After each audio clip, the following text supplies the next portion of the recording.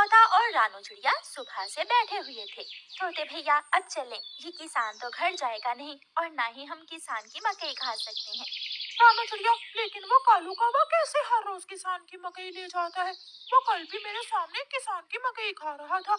मैंने पूछा तो कहने लगा ये किसान के खेत से लाया हूँ। वो एक नंबर का चोर है, किसी न किसी तरह वो मकई चोरी करके ले जाता होगा। किसान खेत में काम कर रहा था और चिड़िया और तोता बिना मकई खाए ही जंगल वापस चले जाते हैं।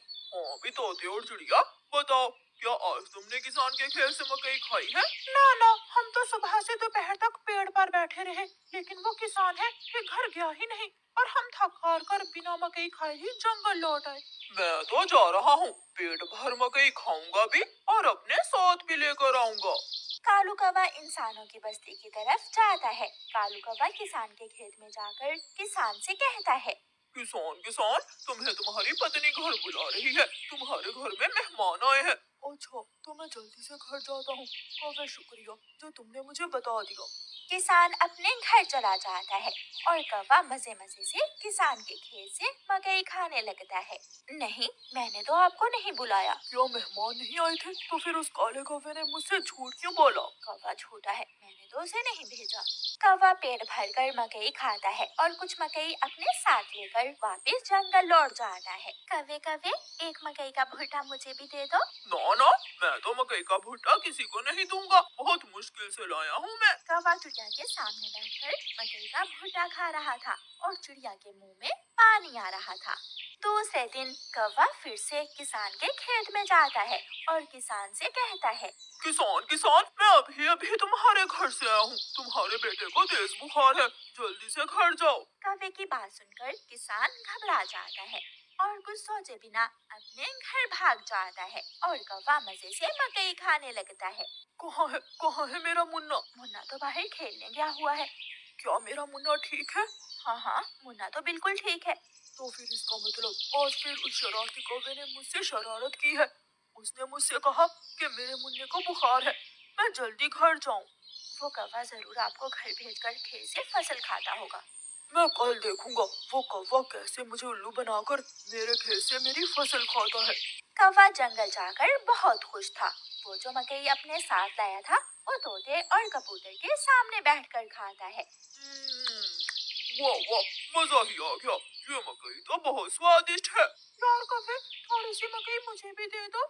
हाँ ठीक है, अगर तुम मेरे घर का काम कर दो तो मैं तुम्हें भी मकई दे सकता हूँ। मैं भी करूँगा, मैं भी कौवे आपके घर का सारा काम करूँगा, मुझे भी मकई दे देना। ठीक है, तो फिर जल्दी से मेरे साथ आ जाओ। कौवा कबूतर और तोते को अपने घर ले जाता है। तोते, तुम जल्दी से मेरे घर की सफाई सुथराई कर दो और कबूतर तुम जल्दी से मेरे सारे बर्तन धो दो, फिर मैं तुम दोनों को मकई दूंगा। फिर कबूतर अपने काम में लग जाता है और तोता कौवे के घर की सफाई सुथराई करने लगता है। दोनों अपना अपना काम खत्म कर देते हैं। कौवे, मैंने काम कर दिया है, अब मुझे मकई दे दो। मैंने भी काम कर लिया है, मुझे भी मकई दो। कौन सी मकई? चलो भाग जाओ यहाँ से तुम दोनों, मैं तुम्हें कुछ नहीं देने वाला। तुम धोखेबाज हो, तुमने धोखे से हमसे अपना काम करवाया और अब हमें भूखे ही भेज रहे हो। कबूतर और तोता वहाँ से चले जाते हैं। कौवा हर रोज की तरह अगले दिन भी किसान को पागल बनाने के लिए किसान के खेत में चला जाता है।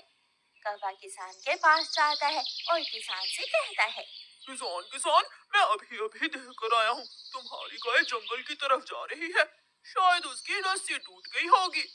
मेरी गाय को तो शेर खा जाएगा। कौवे, मैं जल्दी से जाकर अपनी गाय को बचाता हूँ। किसान वहाँ से जाता है, लेकिन आज किसान थोड़ी दूर जाकर पेड़ के पीछे छुप जाता है।